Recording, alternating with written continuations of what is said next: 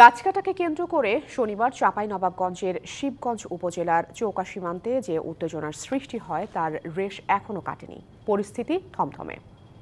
শনিবার সকালে শূন্য রেখার পাশে বাংলাদেশের ভেতরের জমিতে গম কাটতে যান কয়েকজন। তখনই ভারতীয় নাগরিকেরা তাদের বাধা দেন। এরপর দিনভর ধাওয়া পাল্টা ধাওয়া এবং পাথর ছোড়াছুড়িতে আহত হয় দুই দেশের 4 জন। এ ঘটনার পর দুই দেশের সীমান্তরক্ষী বাহিনীর মধ্যে পতাকা বৈঠক হয়।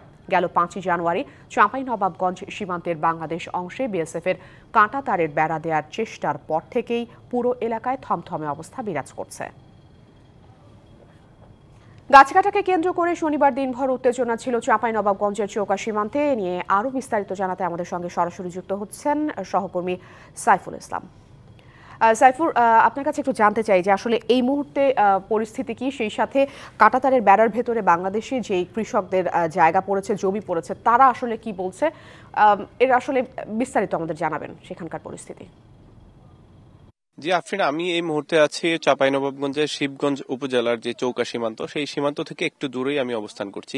তো এখানকার যে গতকালকের যে পরিস্থিতি, সেই পরিস্থিতি গতকালের তুলনায় আজকে ওইরকম কোনো ঘটনা এখন পর্যন্ত ঘটেনি এবং আজকের যে পরিবেশ সেটা খুবই শান্তশিষ্ট অবস্থায় আছে। এবং পাশাপাশি এখানকার যারা স্থানীয় কৃষক রয়েছেন তারা তাদের যে ফসলের জমি, সেই ফসলের জমিতে কিন্তু তারা কাজ শুরু করেছেন এবং যার যার ফসল তিনি কাটছেন এবং পাশাপাশি তবে তাদের মধ্যে কিন্তু একটা আতঙ্ক বিরাজ করছে। আমি তাদের সঙ্গে, কৃষকদের সঙ্গে কথা বললাম, তারা যেটা বললো যে আসলে যে কোনো সময় হয়তো কোনো অনাকাঙ্ক্ষিত ঘটনা ঘটতে পারে।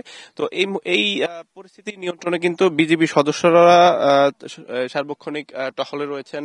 কেউ যদি সীমান্ত ঘেঁষে কোনো যে নির্দিষ্ট লাইন রয়েছে সেই লাইন যদি 25 বছরের ওয়ারেন্টিযুক্ত দীর্ঘস্থায়ী দরজা প্রোটেক্টর, আধুনিক ও মজবুত দরজা, তারা তাদেরকে পেছনে চলে যেতে বলেন, অনুরোধ করেন। তো আমি এই বিষয়ে এই এলাকার একজন সাবেক ইউপি সদস্য, তার সঙ্গে কথা বলবো যে আসলে এখনকার পরিস্থিতি কি আপনাদের এই অঞ্চলের। আমি মোহাম্মদ শফিকুল মেম্বার, বিনাদপুর ইউনিয়ন, শিবগঞ্জ থানা, জেলা চাঁপাইনবাবগঞ্জ। চৌকা কিরানীগঞ্জ মাঝামাঝি কালকের এক ঘাসুয়াকে নিয়ে, বাংলাদেশের নাগরিক ঘাসুয়াকে নিয়ে এই কাজিয়া সৃষ্টি। বাংলাদেশের যে নাগরিক ঘাসকা আছে, সেই ভারতের নাগরিকের আইসা বলে কি আমাদের গম কেটে লেছে। তারা বাংলাদেশের নাগরিক কিন্তু গম কাটেনি, তারাই গম কেটে ভারতের বিজিবিকে ডেকে এনে বলে কি আমাদের গম কেটে লেছে বাংলাদেশের নাগরিক।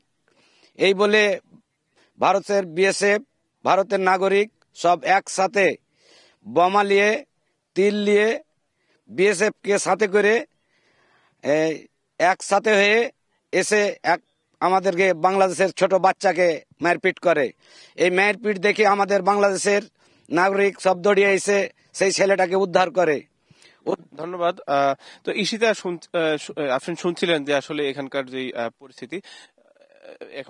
পরিস্থিতি, এই পরিস্থিতি কিন্তু এখন শান্ত রয়েছে। গতকালকের তুলনায় আজকে শান্ত রয়েছে এবং কৃষকরা তাদের কাজকর্ম শুরু করেছেন। তো এখন পর্যন্ত ওই ধরনের কোনো অস্থিতিশীল পরিস্থিতি এখন পর্যন্ত লক্ষ্য করা যায়নি। তো এই ছিল সর্বশেষ সীমান্ত এলাকা থেকে। সাইফুল, আপনাকে অসংখ্য ধন্যবাদ যুক্ত থাকবার জন্য।